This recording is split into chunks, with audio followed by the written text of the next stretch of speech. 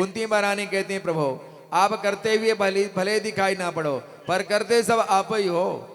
और भगवान ने अर्जुन से भी संकेत किया कि मुझे सिर्फ निमित्त बनना है, मार तो सब मैंने दिए हैं, इस कुरुक्षेत्र में कर्म तो तुम्हें करना पड़ेगा, बाकी करने कराने वाला तो सब मैं ही हूं। क्या होना है क्या होगा और वह मुझे मालूम है, करूंगा मैं, पर करते हुए दिखोगे अर्जुन तुम, कर्म तुम्ही को करना। सुग्रीव से भगवान ने स्पष्ट कहा, सुने सुग्रीव मैं मारी हूं बाली ही एक ही बाण, एक ही बाण में बाली को मारूंगा। पर फिर कहते हैं सुग्रीव जाओ लड़ने के लिए। सुग्रीव ने पूछा अरे जब आपको मारना है तो मुझे क्यों पिटवाने भेज रहे हो? भगवान बोले नहीं, लड़ना तो तुम्हें ही पड़ेगा, तुम लड़ो पर मारूंगा मैं। इसलिए जीव को कर्म तो अपनी पूरी निष्ठा के साथ करनी चाहिए, परंतु होगा क्या वह परमात्मा ही करने वाला है। इसी प्रकार महाभारत युद्ध में अर्जुन से युद्ध करवाया, परंतु करने कराने वाले तो प्रभु ही हैं। कुंती मैया उसका अनुभव कर रही हैं, प्रभु सब प्रकार से आपने मेरे बच्चों को बचाया है, एक बार ने अनेक बार, परंतु ना तो लड़ते दिखाई पड़ते हो ना हाथ में अस्त्र दिखाई पड़ते हो। अरे अभी अभी द्रोणाचार्य के पुत्र अश्वत्थामा के ब्रह्मास्त्र से मेरे वंशधर को कौन बचा सकता था? द्रोण्यस्त्रश्चास्म हरेरविच्छिदा, आपने मेरे कुलवधु उत्तरा के गर्भ की रक्षा किया और मेरे वंशधर की रक्षा किया। प्रभु ये तो सब के आंखों के सामने की अभी अभी की घटना है। भगवान बोले बुआ आज इतनी लंबी चौड़ी महिमा आखिर क्यों गा रही हो?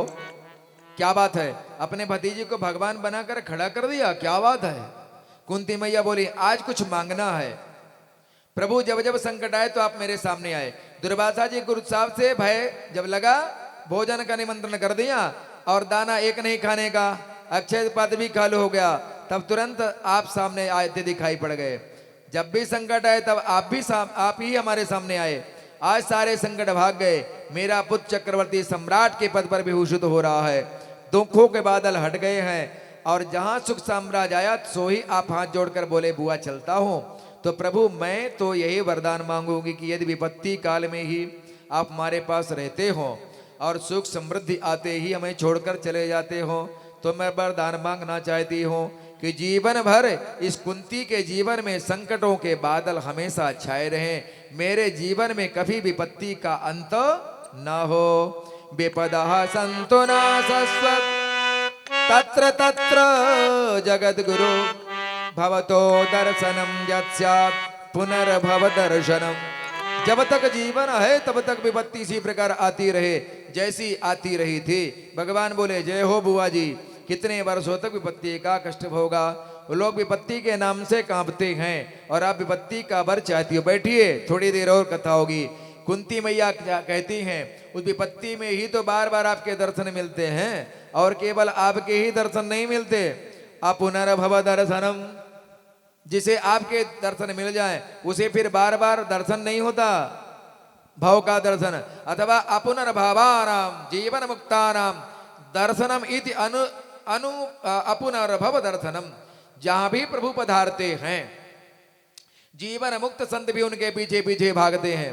बड़े बड़े सिद्ध कोटि के संत और देवता भगवान के आगे पीछे दौड़ते रहते हैं।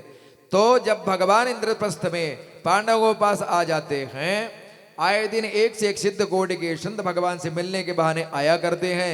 इसलिए कुंती मैया कहती हैं कि आपके ही दर्शन नहीं होते, बड़े बड़े सिद्ध कोटि के संतों का भी आपके साथ साथ दर्शन होता रहता है। इसलिए चाहती हूं कि विपत्ति बनी रहे ताकि बिहारी जी भी बने रहें और बड़े बड़े सिद्ध कोटि के संत भी यहाँ पर पधारते रहें, क्योंकि आप तो अकिंचनों के परम धन हो। जो धन संपदा में ही अपना सब कुछ मान बैठते हैं, उसमें विद्यामान कर लेते हैं, उनसे भी तो आप दूर हो जाते हो। प्रभु याद आता है दिव्य क्षण जब मैया की मटकी फोड़ दिए थे, मैया ने कान पकड़कर आपको उखल से बांध दिया था, कैसे आंखें मीन मीन करके आंसू बहा रहे थे। वह दृश्य जब चिंतन में आता है तो मैं सोचती हूँ क्या वही नारायण है जिसकी टेढ़ी वृष्टि होने पर स्वयं काल भी कांप जाता है, मूर्तिमान भय भी जिसके भयाक्रांत रहता है। वह भगवान देखो आज उखल में बंधा हुआ रो रहा है, कौन कल्पना कर लेगा कि परम तत्व है। गोप्या ददे त्वैकता कचिदाम तावदियाते दशासु कलिलांजन संभ्रमाक्षम वक्तम निनीय भयमावनायासि स्थिरस्य सा मां विमोहित भीरपि यद्विभेति। वह दृश्य मेरे मन को मोहित कर देता है। एक ऐसा भगवान है जो उखल में बंधा रो रहा है। अरे परमात्मा की तो दृष्टिपात मात से संसार के बंधन खुल जाते हैं और वह परमात्मा खुद बंधा हुआ है। वह दूसरे दृश्य मेरे मन को मोहित कर देता है और मैं सरकार व्यामोहित हो जाती हूँ। बस प्रभु एक ही प्रार्थना है, स्नेह पासे माम चिंधिम दृढ़म पांडु सविष्णुषो। मेरा मन जो पांडवों में थोड़ा चिपका हुआ है, उससे उन पांडवों में बंधा हुआ है, विष्णुवंशियों यदुवंशियों में जहां पैदा हुई वसुदेव आदि भाइयों प्रति, इन दोनों रस्सियों को आप आज काट डालो सरकार, पर आप अपने चरण कमलों में मेरे चित्त को लगा दो। इसने पास आपके अतिरिक्त कहां मेरा बंधा ना हो, कहीं भी सब जगह की डोरी काट दो। कुंती मैया ने जब भगवान सामने दिव्य भावना प्रकट किया तो भगवान गदगद हुए, प्रसन्न होकर बोले, बुआ यदि इतना आपका प्रेम है तो अब हम द्वारिका जाएंगे ही नहीं। और भगवान ने तुरंत द्वारका की यात्रा स्थगित कर दिया। कुंती बुआ के साथ उनके भवन में प्रवेश हो गए। कुंती मैया ने ऐसी चीज मांगी भक्त वृंदो जो भगवान के पास थी नहीं, विपत्ति। भगवान तो आनंद सिंधु सुख राशि हैं, तो दुख कहां से देंगे? जो साक्षात सच्चिदानंद है वह दुख देना भी चाहे तो कहां से देंगे, क्योंकि दुख रूप संसार में सुख है ही नहीं। जब भगवान को लगा कि बुआ ने मांगा दुख और मैं दे नहीं पाया, क्योंकि देना संभव ही नहीं, इसलिए भगवान ने स्वयं को ही दे दिया। बुआ बस हम आपके साथ चलते हैं। और पांडवों में आनंद की लहर छा गई। चलते चलते प्रभु को बुआ के प्रेम ने रोक लिया। अब एक दिन प्रभु ने देखा युधिष्ठिर महाराज थोड़े चिंतित बैठे हैं, बहुत परेशान दिखाई पड़ते हैं। प्रभु ने पूछा क्या बात है? अब युधिष्ठिर ने कहा है तो कुछ नहीं बात सरकार, लेकिन इस क्षणभंगुर राज्य के लिए जो विनष्ट हो जाने वाला प्रभु, उसके लिए हमने इतने लोगों को मौत के घाट उतार दिया। कितनी माताओं का, कितने बहनों का सिंदूर धुल गया, कितने की चूड़ियां फूट गई सरकार, और इस छोटे से राज्य के लिए नहीं नहीं बहुत चिंतित है। भगवान बहुत समझाए लेकिन समझ में युधिष्ठिर के नहीं आया। तब भगवान ने विचार किया अब एक ही उपाय है, अब कोई बुढ़े से सफेद दाढ़ी वाले से इसको समझाया जाए, समझ जाएंगे। तो भगवान ने माया रची और भीष्म जी का भी प्रयाण कालिक समय आ चुका है और भगवान अब आज पांडवों के साथ पधारे हैं। आज एकादशी है और एकादशी के दिन जब वहां पधारे रथ पर भगवान सवार होकर के सभी पांडवों के साथ में द्रौपदी कुंती इत्यादि के हैं, और ज्यों भीष्म जी ने जाना, ओहो भगवान की छवि को निहा करके गदगद हो गए। उनके शरीर में हजारों बाण लगे हुए हैं, सरसैया पर लेटे हुए हैं, और बाबा भीष्म ने के सामने पांडव गए हैं। आज बाबा भीष्म के सामने सारे पांडव विराजमान हुए, द्रौपदी सहित, और जाकर के प्रणाम किए, आशीर्वाद लिया है, और सरसैया पर पड़े हैं, बाणों की सैया पर बाबा भीष्म, और उस समय पर प्रार्थना किए, प्रणाम किए, कुछ उनसे ज्ञान लिए। और भीष्म जी ने दान धर्मान राज धर्मान मोक्ष धर्मान विभागशः स्त्री धर्मान भगवत धर्मान समासव्यास योगतः, समस्त धर्मों का व्याख्यान किया। दान धर्म, राजधर्म, मोक्ष धर्म, भगवत धर्म विभाग करके जब स्त्री धर्म बताने लगे, उसी समय द्रौपदी मैया हंसने लगे। बाबा भीष्म रुके, क्या बात है बेटी, क्यों तुमने हंसा? बोले बस बाबा कुछ बात नहीं, ऐसे ही। बोले हम मान नहीं सकते, कौरव कुल की स्त्रियां ऐसे हंस कैसे देती हैं? तब यहां पर द्रौपदी को बोले बाबा भीष्म, नहीं आज तुम्हें तो बताना ही पड़ेगा कि आप हंसी तो हंसी क्यों इतने जोर से? बोले बाबा जानना चाहते हैं तो सुनो। जिस समय पर भारी सभा में मेरे वस्त्र हरण खींचे जा रहे थे, उस समय पर स्त्री धर्म कहां चला गया था बाबा? ओ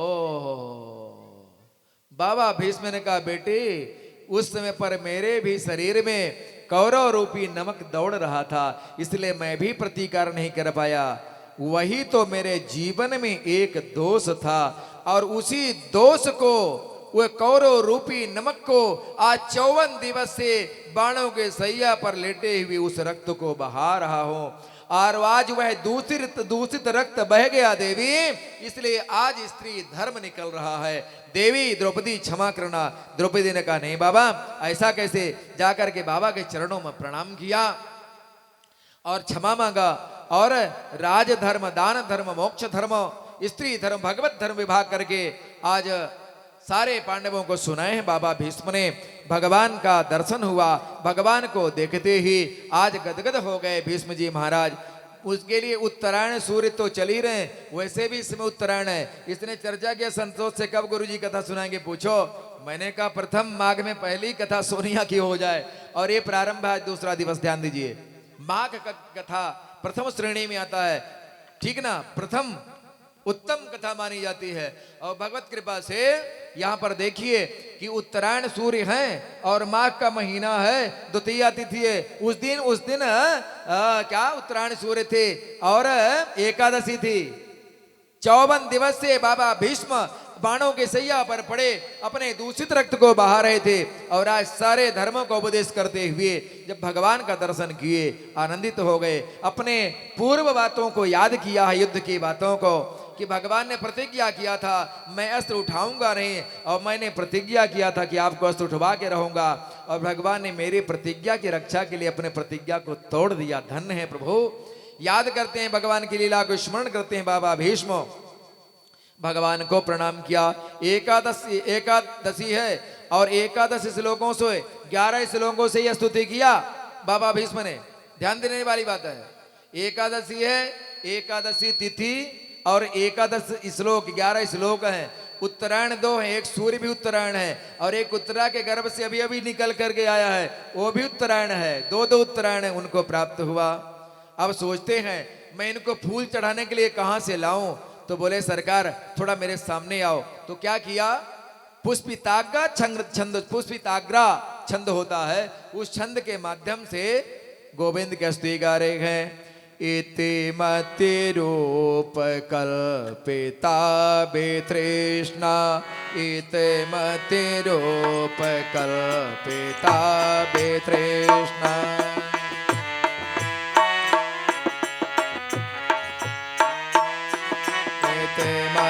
रूप कल्पिता वितृष्णा, भगवती सात्वत पुंग विभूमि।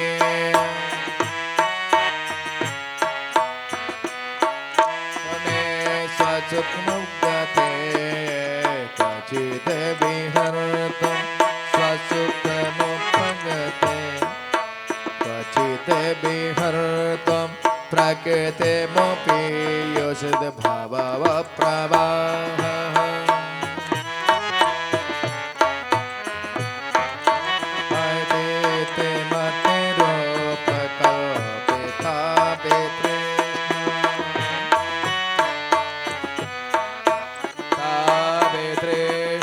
ध्यान देने वाली बात है, भीष्म जी सैया पर पड़े, बाणों के सैया पर, फूल कहां से पाए, तो पुष्प छंद, पुष्पिताग्रा छंद से वो स्तुति भगवान की गा रहे हैं सरकार। अब कुछ नहीं तो स्तुति से ही मान लो।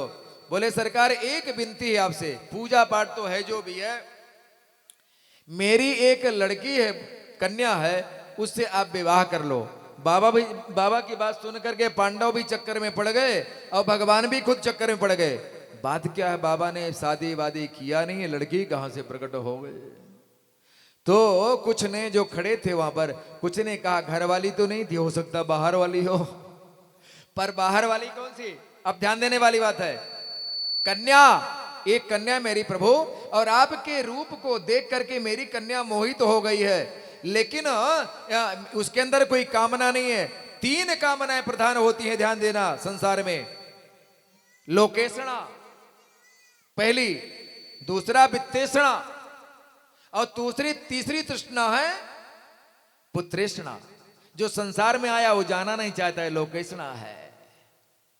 जो गृहस्थी बसाया चाहे ना बसाए, संसार में जो है उसे द्रव्य चाहिए, धन चाहिए, ये वित्तेषणा है।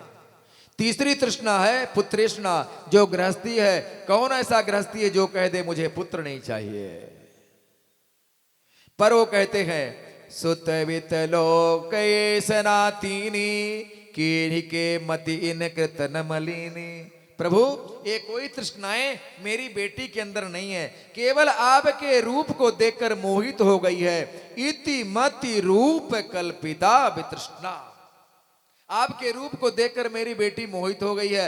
आज तक इतने ढूंढे इतने वर ढूंढे, लेकिन कोई पसंद ना आया। लेकिन सरकार आपको देखकर मेरी बेटी ने पसंद कर लिया। प्रभु आप विवाह करोगे? सब आश्चर्यचकित। भगवान ने कहा अच्छा बेटी तो लाओ मेरे सामने, तब मैं बताऊं ना। उन्होंने कहा बेटी तो सामने खड़ी है। बोले क्या? इति मति रूप कल्पिता वितिष्णा, ये जो मेरी बुद्धि नाम की कन्या है, मति नाम की कन्या, यही आपको वर्ण करना चाहती सरकार, यही वर्ण करना चाहती है। और मुझे और कुछ नहीं चाहिए सरकार। भगवान ने तथास्तु कहा और भगवत कृपा से वहां पर भगवान की कृपा से भगवान ने जब स्वीकार किया तो गोविंद के सामने स्तुति कर रहे, देहांत काले तुम सामने हो, मुरली बजाते मन को लुभाते। और भगवान को देखते देखते बाबा भीष्म ने महाप्राण किया। देवताओं ने ढोल बाजे गाजे नगाड़े बजाए, पुष्पों की वर्षा किया और एक दिव्य ज्योति निकली, भगवान के धाम को चले गए और एक ज्योति भगवान के चरणों में समा गई। अचानक धुंधबियां बजने लगी। बाकी झांकी को हृदयंगम के पितामह देह त्याग कर दिए। अब हम भी प्रभु से प्रार्थना करते हैं, बोलिए राधिका रमण सरकार की जय हो। बस थोड़े मिनट की और कथा है। परीक्षित के पास भगवान सुखदेव को पहुंचा दे, नहीं तो दोष आपको भी लगेगा, हमें भी लगेगा, सुनाने वाले को सुनने वाले को भी। 2 मिनट भगवान नाम संकीर्तन, फिर आगे बढ़े। क्या भरोसा, क्या अभी भीष्म जी बाबा चले गए? क्या भरोसा है इस जिंदगी का, क्या भरोसा है इस जिंदगी का, साथ देती नहीं है किसी का। क्या भरोसा है इस जिंदगी का, क्या भरोसा है इस सुंदर जिंदगी का, साथ देती हमारे राजेश काका जी आए हैं, आइए आप भी इधर। नहीं का। क्या भरोसा है इस जिंदगी का, साथ देती नहीं है किसी का। सब कोई बोलिए और थोड़ा नजदीक आ जाइए, सब कोई आगे आओ, सब आगे आओ, न जाओ ना। सांस रुक जाएगी चलते चलते, हाथ रह जाएंगे मलते मलते, सांस रुक जाएंगे चलते चलते, हाथ मलते ही रह जाओगे। सांस रुक जाएगी चलते चलते, सम बुझ जाएगी जलते जलते, सांस रुक जाएगी चलते चलते, सम्मा बुझ जाएगी जलते जलते। दम निकल जाएगा रोशनी का, क्या भरोसा है इस जिंदगी का, दम निकल जाएगा रोशनी का, साथ देती नहीं है किसी का। क्या भरोसा है इस जिंदगी का, साथ देती नहीं है किसी का। क्या भरोसा है। तालियों से स्वागत करो भगवान का। भीष्म जी का प्राण हो रहा। हार जाएंगे हम चलते चलते, हाथ रह जाएंगे मलते मलते, हार जाएंगे हम चलते, हार जाएंगे हम चलते चलते, हार जाएंगे हम चलते चलते, हाथ रह जाएंगे मलते मलते, हार जाएंगे हम चलते चलते, हाथ रह जाएंगे मलते मलते। साथ देगा न कोई किसी का, क्या भरोसा है इस जिंदगी का, साथ देती नहीं है किसी का, क्या भरोसा है। क्या भरोसा है इस जिंदगी है किसी का। क्या भरोसा है जिंदगी का, साथ देती नहीं है किसी का। बड़ी मुश्किल से नर्तन मिला है, चोला अनमोल तेरा खिला है। बड़ी मुश्किल से नर्तन मिला है, सुंदर भाव में चूल्हा बड़ा ही खिला है। बड़ी मुश्किल से नर्तन मिला है, चोला अनमोल तेरा खिला है। बड़ी मुश्किल से नर्तन मिला है, चोला अनमोल तेरा खिला है। काम करता है क्यों गंदगी का, साथ देती नहीं है किसी का। काम करता है क्यों बंदगी का, साथ देती नहीं है किसी का। क्या भरोसा है इस जिंदगी का, साथ देती नहीं है किसी का। क्या भरोसा है इस जिंदगी का, साथ देती नहीं है किसी का। खत्म हो जाएगी ये कहानी, बीत विषयों में बचपन जवानी। खत्म हो जाएगी ये कहानी,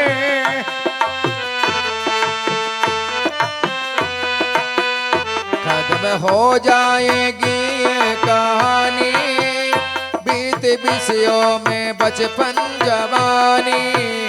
खत्म हो जाएगी ये जवानी, बीत विषयों में बचपन ये पानी। काम ये तो नहीं आदमी का, क्या भरोसा है इस जिंदगी का। क्या भरोसा है इस जिंदगी का, साथ देती नहीं है किसी का। क्या भरोसा है इस जिंदगी का, साथ देती नहीं है किसी का। आज क्या भरोसा है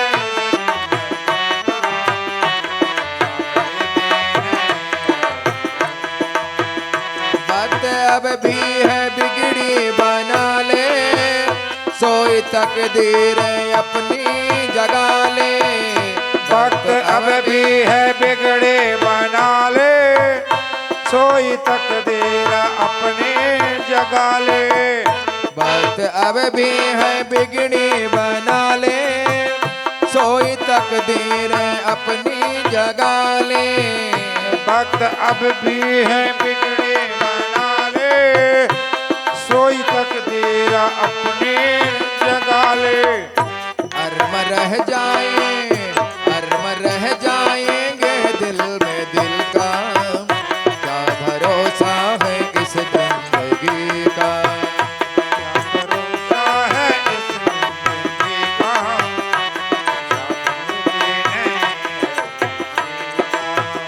क्या भरोसा है इस जिंदगी का, साथ देती नहीं है किसी का। क्या भरोसा है इस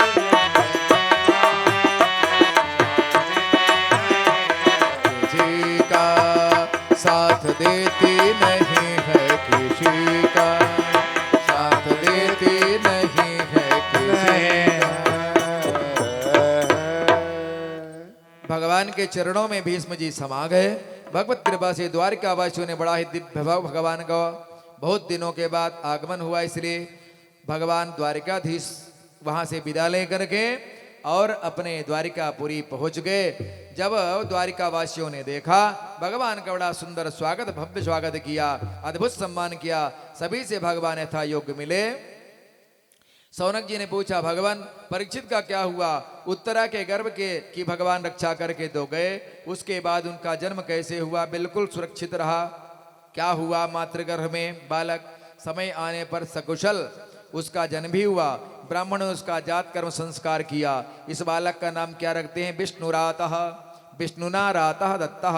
भगवान श्री कृष्ण की कृपा से ही माँ के गर्भ में इसकी रक्षा हुई, इसलिए इनका नाम क्या हुआ? बोले विष्णुरात महाराज की जय हो। पर ये बालक जिसकी गोद में आता है उसके सामने जो भी आता है उसको टुकुर टुकुर देखता है, क्या ये वही है जो मेरी माँ के घर में बचाने आया था? पर वह 4 हाथ वाला तो नहीं है। हर चेहरे को ध्यान से देखते थे, इसलिए प्यार से इनका दूसरा नाम पड़ा। बोलिए परीक्षित महाराज की जय हो। परीक्षित का अर्थ होता है परितः इच्छते इति परीक्षितः। ना जाने चारों तरफ किसे ढूंढता रहता है, तो परीक्षित के नाम से बालक विख्यात हुआ। समय आए, एक दिन विदुर जी तीर्थ यात्रा करते हुए आए। पांडवों ने उनका बड़ा भारी सम्मान किया। रात्रि के समय एकांत पाकर धृतराष्ट्र जी से मिले। विदुर जी गए मिलने, पूछा महाराज कैसे हैं आप? पांडव लोग ठीक ठाक आपकी सेवा करते हैं कि नहीं? धृतराष्ट्र ने पांडवों की प्रशंसा के पुल बांध दिए। अरे भैया विदुर, इतनी सेवा तो मैंने दुर्योधन आदि पुत्रों से भी नहीं प्राप्त किया, पर मेरे पांडव मेरी बड़ी सेवा करते हैं। भोजन पहले मैंने तो भीम से मुझे भोजन लेके पहले आता है, तब भोजन पाते हैं लोग।